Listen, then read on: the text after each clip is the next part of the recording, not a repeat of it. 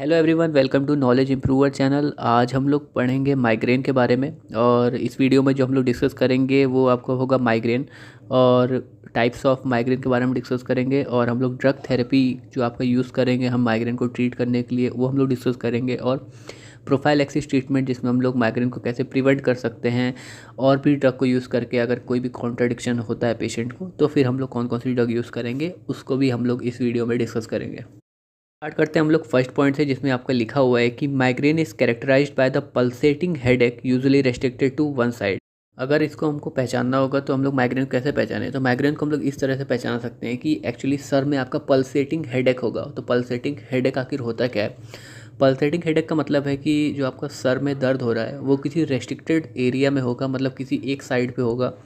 जैसे कि आपका आई के अराउंड में, आपका आई के आसपास के एरिया में आपका सर दर्द होगा, या फिर आपका जो सर का आगे का पोर्शन है, मतलब आपका माथे माथे का पोर्शन है, वहाँ पे आपका हेडेक होगा।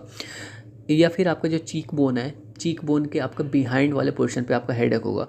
तो इस तरह के जब आपका रेस्ट्रिक्टेड एरिया पे आपका हेडेक होगा तो फिर उसे हम लोग पल्सेटिंग हेडेक कहेंगे। और यही आपका यहाँ पे लिखा भी हुआ है कि migraine is characterized by the pulsating headache usually restricted to one side. अगर हम इस हेडेक के ड्यूरेशन की बात करें तो ये कब तक आखिर ये हेडेक होगा, तो फिर इसको हम लोग कह सकते हैं कि ये 4 आवर्स से लेके 48 आवर्स तक अगर आपका हेडेक हो रहा है तो फिर उसको हम लोग कंसीडर कर सकते हैं कि माइग्रेन है। अब अगर शॉर्ट टाइम के लिए तो फिर उसको हम लोग माइल्ड माइग्रेन कहते हैं, है ना। अगर कहते हैं बहुत लॉन्ग टाइम के लिए तो उसे हम लोग सेवियर माइग्रेन कहते हैं। तो ये अलग अलग टाइप के हैं, तो इसको हम लोग आगे देखेंगे।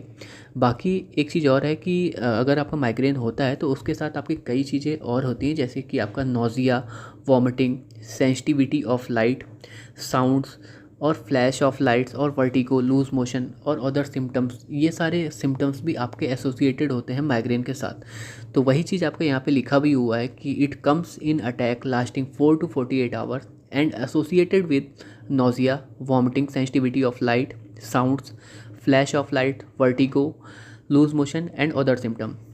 नोज़िया का मतलब है कि आपका वॉमिटिंग जैसी फील आएगी, और बाकी जो है वॉमिटिंग का तो मतलब आपको पता ही है कि उल्टी आना। सेंसिटिविटी ऑफ लाइट मतलब आप कभी कभी माइग्रेन में क्या होता है कि आप अगर लाइट, आप किसी पर्सन को अगर माइग्रेन हुआ है उस पर आप लाइट मारते हो तो फिर उसके फोकस की वजह से उसका हेडेक होने लगता है। तो फिर उससे हम लोग कहते हैं कि सेंसिटिविटी ऑफ लाइट की वजह से उसका माइग्रेन हेडेक हो रहा है तो वो आपका इंक्रीज़ हो जाता है। साउंड्स की वजह से भी अगर आप बहुत ही ज़्यादा एक्सट्रीम साउंड बता दो, बहुत ही हाई वॉल्यूम में अगर आप बजा देते हो तो फिर उसकी वजह से भी हेडेक होने लगता है। बाकी आपका फ्लैश ऑफ लाइट्स भी है। वर्टिगो की बात करें, अगर आप बहुत देर तक एक ही जगह पे सर्कुलर मोशन पे घूम रहे हो तो आपका, और फिर आप स्टैटिक पोर्शन पे आते हो, खड़े हो जाते हो अचानक में, तो आप देखते हो कि आपका सर तब भी आपका घूम रहा होता है। तो ऐसे ही आपका जो आप स्टैटिक पोर्शन पे हो लेकिन आपको लगे कि सब चीज़ें घूम रही हैं, है ना, तो उसे हम लोग वर्टिगो कहते हैं। बाकी लूज मोशन भी है और भी कई तरह के सिम्टम्स हैं। तो ये सारे आपके माइग्रेन के साथ आपके एसोसिएटेड हो सकते हैं। हम लोग डिस्कस करते हैं कि आखिर माइग्रेन आखिर कितने टाइप्स के होते हैं। तो हम लोग इसको क्या कहते हैं, दो तरह के हम लोग टाइप्स पढ़ेंगे इसमें। पहला आपका होगा कि किस तरह से ये कॉज हुआ है, उसके बेसिस पे हम लोग देखेंगे। तो ये 2 टाइप्स में डिवाइडेड है। ये आपका पहला तरीका हो गया, हम लोग पढ़ेंगे। दूसरा आपका है कि on the basis of its magnitude, मतलब आपका जो इंटेंसिटी ऑफ हेडेक हो रही है, मतलब कितनी तेज़ हो रही है, कितनी धीरे हो रही है, उसकी बेसिस पे अगर हम लोग टाइप्स को डिवाइड करें तो फिर ये आपके 3 टाइप्स के होंगे।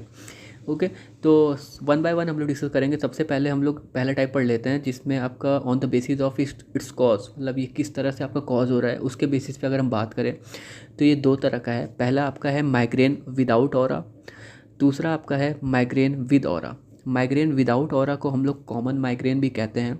कॉमन माइग्रेन, अब नाम कॉमन है तो फिर इसका मतलब आपका ये कॉमनली आपका माइग्रेन ये कॉज होगा, ज़्यादातर आपका यही कॉज होगा। तो ये आपका माइग्रेन किस लिए कॉज होता है, तो माइग्रेन विदाउट ऑरा आपका कॉज होता है क्योंकि आपका डायलेशन होता है। किसका आपका होगा, वेसल्स का डायलेशन होगा। कौन सी वेसल्स, जो आपके क्रेनियल में प्रेजेंट है। क्रेनियल में जो आपके लार्ज वेसल्स प्रेजेंट है उसके डायलेशन की वजह से आपका जो भी आपका पेन कॉज होगा हेड में, तो उसके हम लोग कहते हैं माइग्रेन विदाउट ऑरा। ओके, या फिर कॉमन माइग्रेन। तो वही सेम चीज़ आपका यहाँ पे लिखा भी हुआ है कि caused by the dilation of the certain large cranial vessels which is caused immediate pain. Okay. और माइग्रेन विदाउट ऑरा जो है, इसमें हम लोग जो ज़्यादातर देते हैं वो आपका एनाल्जेसिक्स देते हैं। हम लोग आगे और डिस्कस करेंगे डीप में कि कौन कौन से हम लोग ड्रग थेरेपी का यूज़ करेंगे। जहाँ तक हम लोग माइग्रेन विद ऑरा की बात करें तो माइग्रेन विद ऑरा जिसे हम लोग कहते हैं क्लासिकल माइग्रेन की अगर हम बात करें तो एक्चुअली में यहाँ पे न्यूरोलॉजिकल सिम्टम्स प्रोड्यूस होते हैं। और ये न्यूरोलॉजिकल सिम्टम्स के प्रोड्यूस होने का कारण ये है क्योंकि आपका जो न्यूरोलॉजिकल इन्फ्लेमेशन आपका कॉज हुआ है। न्यूरोलॉजिकल इन्फ्लेमेशन कॉज होने की वजह से आपका न्यूरोलॉजिकल सिम्टम्स आपके प्रोड्यूस हुए हैं। और ये जो न्यूरोलॉजिकल इन्फ्लेमेशन आपका कॉज हुआ है ये एक्चुअली में कॉज हुआ है 5-HT के रिलीज़ की वजह से और नाइट्रिक ऑक्साइड के रिलीज़ की वजह से।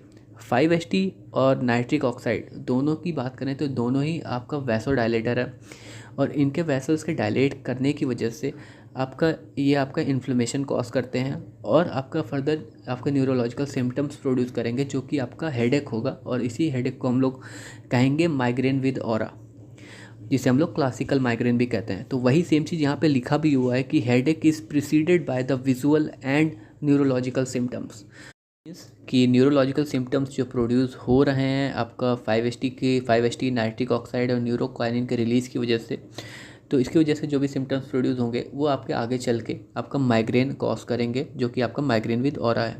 5-HT जिसे हम लोग 5-हाइड्रोक्सीट्रिप्टामाइन कहते हैं उसके बारे में हम लोग डिटेल में डिस्कस कर चुके हैं, जिसमें हमने एक्शन और रिसेप्टर्स के बारे में बहुत ही डिटेल में बताया था। उस वीडियो का लिंक मैं आई बटन और डिस्क्रिप्शन में दे दूंगा, तो आप इस वीडियो के बाद उस वीडियो को देख लेना। नेक्स्ट हम लोग डिस्कस करते हैं on the basis of magnitude, मतलब आपका जो इंटेंसिटी ऑफ हेडेक हो रहा है उसके बेसिस पे हम लोग देखेंगे कि माइग्रेन कितने टाइप्स में डिवाइडेड है। तो migraine on the basis of its magnitude it is divided into 3 types. पहला आपका है माइल्ड माइग्रेन, दूसरा आपका है मॉडरेट माइग्रेन और तीसरा आपका है severe migraine. One by one हम लोग इस तीनों को डिस्कस करेंगे। सबसे पहले हम लोग डिस्कस करते हैं माइल्ड माइग्रेन के बारे में। तो माइल्ड माइग्रेन एक ऐसी कंडीशन है जिसमें आपका जो हेडेक हो रहा है उसको हम लोग टॉलरेट कर सकते हैं, उसको सहन कर सकते हैं सिर्फ और सिर्फ लगभग 8 घंटों तक, लेकिन उसके बाद आपका वो हेडेक बहुत ही ज़्यादा हो जाएगा। तो 8 घंटों तक लगभग जो हम टॉलरेट कर ले रहे हैं बहुत ही हल्का हेडेक होगा तो उसे हम लोग माइल्ड माइग्रेन कहेंगे। और जो आपका हल्का हेडेक हो रहा है ये लगभग आप कह सकते हो कि महीने में 1-8 बार ही ऐसा हो रहा है, तो इसलिए हम लोग माइल्ड माइग्रेन कह रहे हैं। तो यही चीज़ आपका यहाँ पे लिखा भी हुआ है कि the case having a fewer than 1 attack per month and it is tolerable headache up to 8 hours. हम लोग डिस्कस करते हैं कि आपकी कौन कौन सी ड्रग थेरेपी को हम लोग यूज़ करेंगे माइल्ड माइग्रेन को ट्रीट करने के लिए।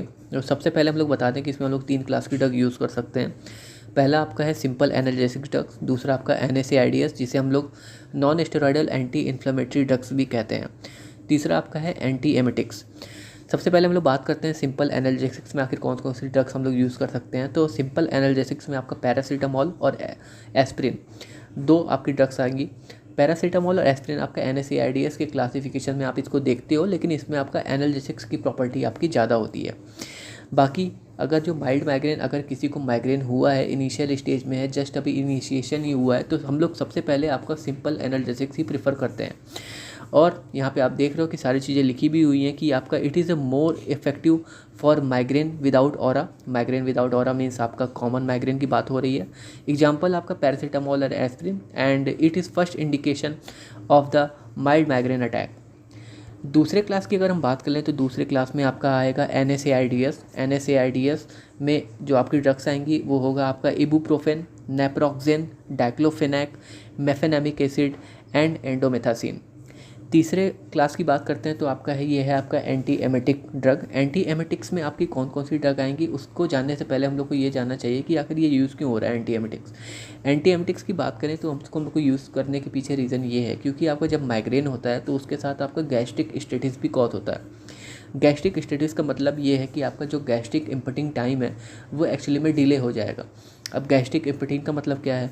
गैस्ट्रिक इम्पटिंग का मतलब ये है कि जो आपका आपकी स्टमक में जो आपकी मसल्स होती है वो प्रॉपर तरीके से वर्क नहीं करती, जिससे जो कंटेंट आपका स्टमक में प्रेजेंट है उसको स्टमक से आपका ड्यूडेनम में मूव करने के लिए आपको टाइम ज़्यादा लगता है और इसलिए आपका वो ज़्यादा देर लगती है। इसीलिए हम लोग कहते हैं कि आपका गैस्ट्रिक इम्पटिंग में डिले हो रहा है। तो जब आपका गैस्ट्रिक इम्पटिंग में डिले होगा, अगर आप कोई भी ओरल ड्रग लेते हो तो ओरल ड्रग जब आप लोगे जब उसका मूवमेंट ही आपका डिले हो गया है तो उसकी वजह से उसका एब्जॉर्प्शन भी डिले होगा। तो उसी एब्जॉर्प्शन को बढ़ाने के लिए हम लोग यहाँ पे एंटी एमेटिक ड्रग देते हैं। एंटी एमेटिक ड्रग में आपका कुछ ड्रग्स हैं, जैसे कि आपका metoclopramide, domperidone, prochlorperazine, diphenhydramine and promethazine. Metoclopramide and domperidone की बात कर लें तो दोनों ही आपका 5-HT4 एगोनिस्ट हैं और दोनों ही आपका प्रोकाइनेटिक ड्रग हैं। प्रोकाइनेटिक ड्रग होने की वजह से ये बावल मूवमेंट को इंक्रीज़ करेंगी और जो गैस्ट्रिक इम्पटिंग में जो टाइम लग रहा था उसमें आपका टाइम कम लगेगा। मेटोक्लोप्रामाइड आपका फ्रिक्वेंट यूज करते हैं, मतलब इसको हम लोग ज़्यादा यूज़ करते हैं मेटोक्लोप्रामाइड को। प्रोक्लोरपेराजिन की बात कर लें तो ये आपका D2 ब्लॉकर है, डोपामिन ब्लॉकर। D2 जो रिसेप्टर होता है उसका आपका ब्लॉकर होता है ये आपका प्रोक्लोरपेराजिन। डाइफेनहाइड्रामीन और प्रोमेथाजिन की बात करें तो ये आपके बिलोंग करते हैं H1 एंटी हिस्टामिनिक ड्रग से, जो कि आपके हाईली सीडेटिव हैं। हिस्टामिन के रिलेटेड हम लोग को वीडियो एक्सप्लेन कर चुके हैं अपने पिछले वीडियोस में, तो उस वीडियो का लिंक मैं आपको आई बटन और डिस्क्रिप्शन प्रोवाइड कर दूंगा, तो आप इस वीडियो के बाद उसको देख सकते हो। ये पूरी कहानी थी आपका माइल्ड माइग्रेन की। अब हम लोग डिस्कस करेंगे कि मॉडरेट माइग्रेन क्या होता है। जैसा कि हम लोगों ने डिस्कस किया था कि माइल्ड माइग्रेन में आपका एक ही अटैक पर मंथ हो रहा था प्लस 8 घंटे तक था। यहाँ पे आप देखोगे कि जो इंटेंसिटी ऑफ जो हेडेक है वो आपकी बढ़ जाएगी। मॉडरेट माइग्रेन की वो बात करें तो यहाँ पे आपका जो आपका हेडेक हो रहा है ये इसको हम लोग कह सकते हैं कि 6 से 24 घंटे तक लगभग हेडेक होता है और यहाँ पे आपका मोर इंटेंस हेडेक हो रहा है। ओके, और नोज़िया एंड वॉमिटिंग की कंडीशन भी यहाँ पे आपकी इंक्रीज़ कर गई है, तो ये भी देख रहे हो आप। और एक चीज़ और था कि वहाँ पे आप महीने में एक बार आपका अटैक हो रहा था, यहाँ पे आपका एक से ज़्यादा बार आपका महीने में अटैक होगा। तो यही सेम चीज़ आपका यहाँ पे लिखा भी हुआ है कि more intense headache last for 6 to 24 hours with nausea and vomiting, 1 or more attack per month is occur in the moderate migraine। हम लोग डिस्कस करते हैं ड्रग थेरेपी के बारे में, जो कि आपका मॉडरेट माइग्रेन की ड्रग थेरेपी है। तो इसमें आपको 3 क्लास की ड्रग है। पहला आपका NSAIDs, दूसरा आपका एंटी माइग्रेन ड्रग, तीसरा आपका एर्गोट एल्कलॉइड्स। एक चीज़ यहाँ पे याद करने की चीज़ ये है कि सिंपल एनालिसिक ड्रग जैसे कि आपका पैरासीटामोल और एस्प्रिन यहाँ पे अपना कोई भी इफेक्ट शो नहीं करेंगी, मतलब ये आपका मॉडरेट माइग्रेन में आपका काम नहीं करेंगे। NSAIDs की अगर हम बात करें तो NSAIDs जो आपके स्ट्रॉन्गर NSAIDs हैं उसको हम लोग कॉम्बिनेशन में यूज़ करेंगे एंटी एमेटिक ड्रग के साथ। वो चीज़ आपका लिखा भी हुआ है कि stronger NSAIDs with the combination of the anti emetic can use. तो एंटी एमेटिक्स की बात करें तो आपकी ये वही ड्रग है जैसे कि आपका मेटोक्लोप्रामाइड, डोमपेरिडोन, क्लोरपेराजिन, डाइफेनहाइड्रामीन और प्रोमेथाजिन। और आपका NSAIDs की एग्जांपल्स भी हम लोगों ने पीछे देख चुके हैं, तो उसी को हम लोग कॉम्बिनेशन में यूज़ करेंगे। बाकी हम लोग एंटी माइग्रेन ड्रग की बात करें तो एंटी माइग्रेन ड्रग में आपका ट्रिप्टन्स बहुत ही फेमस ड्रग है। इसका ट्रिप्टन्स का जो प्रोटोटाइप ड्रग है उसको हम बात करें तो सुमाट्रिप्टन आती है। तो सुमाट्रिप्टन को हम लोग कॉम्बिनेशन में एंटी एमेटिक के साथ यूज़ करेंगे मॉडरेट माइग्रेन में। और तीसरा जो आपका क्लास है उसमें आपका एर्गोट एल्कलॉइड्स में जो आपका एर्गोटामाइन है उसको हम लोग कॉम्बिनेशन के साथ यूज़ करेंगे एंटी एमेटिक के। एर्गोट एल्कलॉइड्स जिसको हम लोग पिछले वीडियो में डिस्कस भी कर चुके हैं उसके एक्शन के बारे में, तो उस वीडियो का लिंक मैं आई बटन और डिस्क्रिप्शन में प्रोवाइड कर दूंगा। बाकी आप नेक्स्ट पॉइंट में देख रहे हो कि analgesics are not effective in the moderate migraine, जिसको हम लोग अभी पहले भी डिस्कस कर चुके हैं। हम लोग डिस्कस करते हैं जो कि आपका तीसरा टाइप है, जो कि आपका सेवियर माइग्रेन एक्चुअली में थ्रोबिंग हेडेक की वजह से आपको कॉज होता है। इसमें आपको सेवियर थ्रोबिंग हेडेक होता है, 12 से 48 घंटे तक हो सकता है ये। उसके साथ आपका जो सिम्टम्स होंगे वो होगा वॉमिटिंग एंड वर्टिगो। यहाँ पे हम लोग बात करते हैं कि सेवियर थ्रोबिंग हेडेक क्या होता है। तो ये एक्चुअली में एक ऐसी कंडीशन है जिसमें आपको बहुत ही स्ट्रॉन्ग नॉइस आपको सुनाई देती रहती है हमेशा, जिसकी वजह से आपको हेडेक आपका ये कॉज होता है। और ये महीने में 2 से 3 बार हो सकता है। तो सोचिए, आपका माइल्ड माइग्रेन आपको महीने में 1 बार हो रहा था और जो मॉडरेट माइग्रेन है वो आपका 1 से ज़्यादा बार हो रहा था, लेकिन यहाँ पे सेवियर माइग्रेन आपको 2 से 3 बार हो रहा है महीने में, और प्लस आपका इसका ड्यूरेशन भी ज़्यादा है, तो इसलिए इसको हम लोग सेवियर माइग्रेन कहेंगे। बाकी इसके ड्रग थेरेपी की अगर हम बात करें तो इसमें जो आपका पहला आपका क्लास है वो आपका है एंटी माइग्रेन ड्रग का। एंटी माइग्रेन ड्रग में जो ड्रग है वो आपका ट्रिप्टन्स, जिसमें आपका प्रोटोटाइप ड्रग है आपका सुमाट्रिप्टन, उसको हम लोग एंटी एमेटिक एजेंट के साथ कॉम्बिनेशन में यूज़ करते हैं। दूसरा आपका क्लास है वो आपका है एर्गोट एल्कलॉइड्स का, जिसमें हम लोग एर्गोटामाइन को एंटी एमेटिक एजेंट के साथ आपका कॉम्बिनेशन में यूज़ करते हैं। और तीसरा कंडीशन है जिसमें हम लोग प्रोफाइलैक्सिस ट्रीटमेंट करते हैं। जब आपका कोई भी पेशेंट रहता है, उसको आपका एंटी माइग्रेन और एर्गोट अल्कलॉइड्स जब नहीं दे सकते हैं तो फिर हम लोग उसे दूसरी ड्रग्स देते हैं, तो उसमें हम लोग प्रोफाइलैक्सिस ट्रीटमेंट कहेंगे। उसमें आपको कुछ ड्रग्स आती हैं और जैसे कि आपका beta blocker drug, tricyclic anti depressant drug TCA और CCB जिसे हम लोग कैल्शियम चैनल ब्लॉकर ड्रग कहेंगे, और भी बहुत सी ड्रग हैं, उसको हम लोग वीडियो के लास्ट में डिस्कस करेंगे। पहले हम लोग डिस्कस कर लेते हैं कुछ आपका स्पेसिफिक प्रॉपर्टीज़ ऑफ ड्रग, जैसे कि आपका एर्गोट अल्कलॉइड्स के बारे में हम लोग कुछ डिस्कस कर लेते हैं। और उसमें आपके दो ड्रग्स आती हैं, एर्गोटामाइन और डायहाइड्रो एर्गोटामाइन। तो एर्गोटामाइन की बात करें तो आपका ये मोस्ट इफेक्टिव एर्गोट अल्कलॉइड्स है फॉर द माइग्रेन ट्रीटमेंट। और ये जो अपना एक्ट करती है, ये एक्चुअली में जो आपका कॉन्स्ट्रिक्ट, ये आपका जो वेसल्स प्रेजेंट है, आपका क्रेनियल लार्ज क्रेनियल वेसल्स जो है, उसको ये कॉन्स्ट्रिक्ट करती है, क्योंकि आपको डायलेशन से माइग्रेन कॉज हो रहा था, ये आपका कॉन्स्ट्रिक्ट करती है।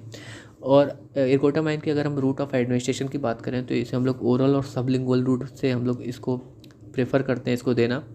बाकी अगर इसको हम लोग पेरेंटल अगर हम लोग देते हैं, एर्गोटामाइन का अगर हम पेरेंटल यूज़ करते हैं तो फिर ये रैपिड एक्शन तो देती है, लेकिन ये आपका मोर हैजार्डियस, मतलब आपका ज़्यादातर ये टॉक्सिक रिएक्शन भी आपका ये कॉज कर सकती है। डायहाइड्रो एर्गोटामाइन की बात करें तो डायहाइड्रो एर्गोटामाइन आपका पेरेंटल एडमिनिस्ट्रेशन करते हैं, पेरेंटल एडमिनिस्ट्रेशन इसका करेंगे, और इसे हम लोग ज़्यादा प्रेफर करेंगे क्योंकि आपका ये पेरेंटल तो दे रहा है, रैपिड एक्शन कॉज कर रहा है, लेकिन ये हैजार्डियस नहीं है उसके कंपेयर में, एर्गोटामाइन के कंपेयर में।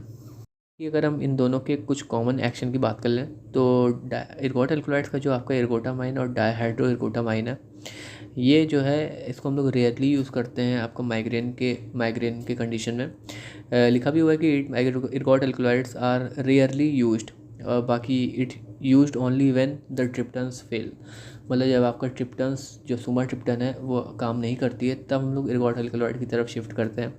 कुछ आपका जो एर्गोट अल्कलॉइड्स हैं, एर्गोटामाइन और डायहाइड्रो एर्गोटामाइन, इसके आपका साइड इफ़ेक्ट हैं, जैसे कि आपका मसल क्रैम्प करना, नोजिया और वॉमिटिंग। एर्गोट अल्कलॉइड्स के बाद हम लोग डिस्कस करते हैं सेलेक्टिव 5-HT1B1D एगोनिस्ट के बारे में। इसमें आपका दो ड्रग्स आपके एग्जांपल है, इसमें आपका सुमाट्रिप्टन और रिजाट्रिप्टन। ये आपका जो सेलेक्टिव 5-HT1B1D एगोनिस्ट है, ये आपका नॉवेल एंटी माइग्रेन ड्रग है, मतलब इसको हम लोग एंटी माइग्रेन में ही यूज़ करते हैं, मतलब माइग्रेन को ट्रीट करने के लिए ही इसे यूज़ किया जाता है। बाकी it is a first line drug who fails to response to analgesics, मतलब जब आपका एनाल्जेसिक्स को हम लोग देते हैं और एनाल्जेसिक्स रिस्पॉन्स नहीं करती है, तो फिर हम लोग आपका ये सेलेक्टिव 5-HT1B1D एगोनिस्ट देते हैं, जो कि आपका सुमाट्रिप्टन और या फिर आपका रिजाट्रिप्टन है। सुमाट्रिप्टन जो है, जिसको मैं शुरुआत से बता रहा हूँ कि ये आपका प्रोटोटाइप ड्रग है इस क्लास की सबसे पहली ड्रग को हम डिस्कस करते हैं, जो कि है आपका sumatriptan. Sumatriptan is a 5-HT1B1D selective agonist, और इसकी सेकंड पॉइंट की बात करें तो लिखा हुआ है कि better effective as compare to ergotamine, मतलब एर्गोटामाइन के कंपेयर में आपका ये ज़्यादा अच्छा इफेक्टिव एक्शन ये शो करती है। दूसरा ये आपका शॉर्ट हाफ लाइफ होती है, इसका हाफ लाइफ शॉर्ट होता है, इसकी वजह से आपका ये रिकरेंस ऑफ हेडेक इसमें सीन होता है विद इन 24 आवर्स। तो ये एक्चुअली में कम लोगों में देखा गया है, सिर्फ 20 से 40% पेशेंट में ही देखा गया है। तो वही चीज़ यहाँ पर लिखा भी हुआ है कि short half life T half because of this recurrence of headache में occur within 24 hours and noted in 20 to 40% of patient. Sumatriptan की अगर हम बात करें तो ये एकमात्र ऐसी ट्रिप्टन ड्रग है, मतलब आपका जो ट्रिप्टन्स में और भी ड्रग हैं, जैसे कि आपका फ्रेवोट्रिप्टन, नाराट्रिप्टन, जोल्मिट्रिप्टन, है ना, तो और आपका रिजाट्रिप्टन। तो ऐसी जो ट्रिप्टन ड्रग है, तो उसमें आपका सुमाट्रिप्टन एकमात्र ऐसी ड्रग है जो कि आपका नेसल और पेरेंटल एडमिनिस्ट्रेशन के साथ अवेलेबल है। तो ये चीज़ आपका लिखा हुआ है कि it is only triptan drugs that is available for nasal and parental administration. Triptan के हम लोग कुछ आपका कॉन्ट्रा इंडिकेशन को डिस्कस कर लेते हैं। अगर कोई भी पेशेंट है जिसको माइग्रेन है और प्लस उसके साथ में उसको या तो इस्चेमिक हार्ट डिजीज़ है, या तो हाइपरटेंशन है, और या फिर आपका एपिलेप्सी है, या फिर आपका रेनल इम्पेयरमेंट है, और या फिर आपका प्रेगनेंसी है, अगर ये सारी फॉलोइंग कंडीशन अगर किसी पेशेंट में है और उसके साथ में उसको माइग्रेन है, तो फिर उसको हम लोग सुमाट्रिप्टन आपका नहीं देंगे।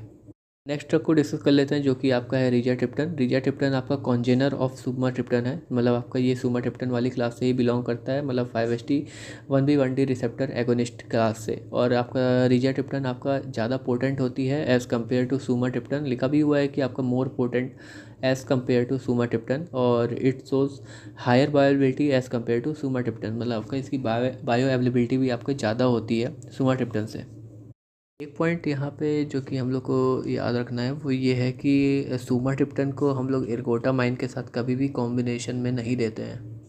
अब हम लोग डिस्कस करते हैं प्रोफाइल एक्सिस ऑफ माइग्रेन, जिसमें लिखा हुआ है कि आपका when moderate to severe migraine occur in a patient with contradiction with triptans and ergotamine then diverse class of drug are use for treatment of migraine. मतलब ये है कि अगर किसी पेशेंट को मॉडरेट टू सेवियर माइग्रेन है और उसमें हम लोग ट्रिप्टन्स और इर्गोटामाइन हम लोग नहीं यूज़ कर सकते, क्योंकि पेशेंट को और भी कोई डिजीज़ है जिसको हम लोग पीछे डिस्कस कर चुके हैं, है ना।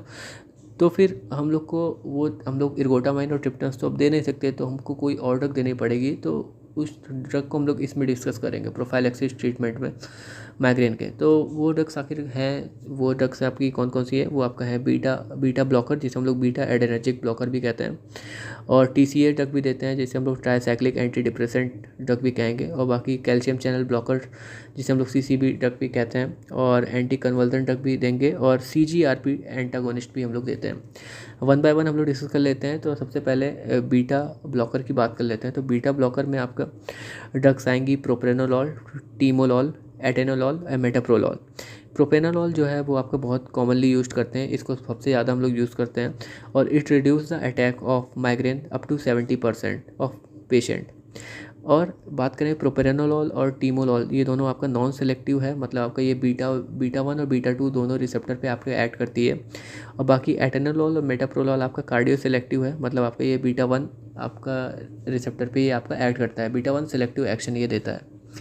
ट्राइसाइक्लिक एंटी डिप्रेसेंट की बात करें तो ट्राइसाइक्लिक एंटी डिप्रेसेंट में आपकी एक ड्रग है, वो है आपका एमिट्रिप्टाइलिन। एमिट्रिप्टाइलिन जो कि जिसे हम लोग यूज़ करते हैं माइग्रेन अटैक को रिड्यूस करने के लिए, और आपका ये आपका ज़्यादा साइड इफ़ेक्ट्स शो करता है एज़ कम्पेयर टू प्रोप्रेनोलॉल। अब साइड इफ़ेक्ट ये ज़्यादा शो करेगा तो इसका मतलब आपका ये है कि प्रेफर हमको प्रोप्रेनोलॉल को ही किया जाएगा, क्योंकि वो कम साइड इफ़ेक्ट शो कर रहा है। ओके, तो ये हो गया। अब ट्राइसाइक्लिक एंटी डिप्रेसेंट हम लोग कब देंगे, जब अगर मान लो किसी को डिप्रेशन है और उसके साथ में किसी को माइग्रेन है, तो हम लोग डिप्रेशन और माइग्रेन आपकी कंडीशन है तो उसमें हम लोग एमिट्रिप्टाइलिन देंगे, क्योंकि आपका ट्राइसाइक्लिक एंटी डिप्रेसेंट आपका डिप्रेशन में भी यूज़ करते हैं। नेक्स्ट ड्रग की बात करें जो कि आपका है कैल्शियम चैनल ब्लॉकर, CCBs कहते हैं इसको, और इसमें आपकी दो ड्रग्स आती हैं, वेरापामिल और फ्लूनारेजिन। वेरापामिल की बात करें तो आपका ये इन्फीरियर होती है एज़ कम्पेयर टू प्रोप्रेनोलॉल, मतलब आपका प्रोप्रेनोलॉल ज़्यादा अच्छा एक्शन प्रोड्यूस करती है माइग्रेन के केस में। और फ्लूनारेजिन की बात करें तो ये एक्चुअली में वीक कैल्शियम चैनल ब्लॉकर होता है। वेरापामिल और फ्लूनारेजिन दोनों ही आपके साइड इफ़ेक्ट प्रोड्यूस करते हैं, जैसे कि आपका sedation, constipation, dry mouth, hypotension और फ्लशिंग। इन सब की वजह से आप कह सकते हो कि कैल्शियम चैनल ब्लॉकर्स को भी आपको कम प्रेफर किया जाता है एंटी माइग्रेन के केस में। एंटी कन्वर्जेंट की बात करें तो एंटी कन्वर्जेंट आपकी वो ड्रग है जो आपका एपिलेप्सी में यूज़ करते हैं। इसमें आपके 3 ड्रग्स आ गई, गाबापेंटिन, वेल्प्रोइक एसिड, और वेल्प्रोइक एसिड के बाद आपका तीसरी जो ड्रग है वो आपका है टोपिरामेट। टोपिरामेट जो कि आपका रिसेंटली अभी अप्रूव हुई है for the migraine of prophylaxis. दूसरी क्लास की ड्रग की बात कर लें तो उसमें आपका आ जाएगा calcitonin gene related peptide receptor blocker, जिसे हम लोग CGRP ब्लॉकर भी कहते हैं। और इसमें आपका एरेनुमाब आता है। एरेनुमाब आपका मोनोक्लोनल एंटीबॉडी है जो आपका ब्लॉक करता है CGRP रिसेप्टर को, और ये अभी आपका रिसेंटली ये अप्रूव्ड हुई है US FDA से for the prophylaxis of migraine. इस तरह से हम लोगों ने इस वीडियो में डिस्कस किया माइग्रेन, उसके टाइप्स और ड्रग थेरेपी जो यूज़ की है माइग्रेन को ट्रीट करने के लिए, और प्रोफाइलैक्सिस ऑफ माइग्रेन को भी हम लोगों ने इसमें डिस्कस किया। वीडियो कैसा लगा इसको हमें फीडबैक ज़रूर दीजिएगा। बाकी अगर वीडियो अच्छा लगा हो तो लाइक कर देना और चैनल को सब्सक्राइब कर देना। बाकी हम लोग मिलते हैं नेक्स्ट वीडियो में। Okay, bye and thanks for watching.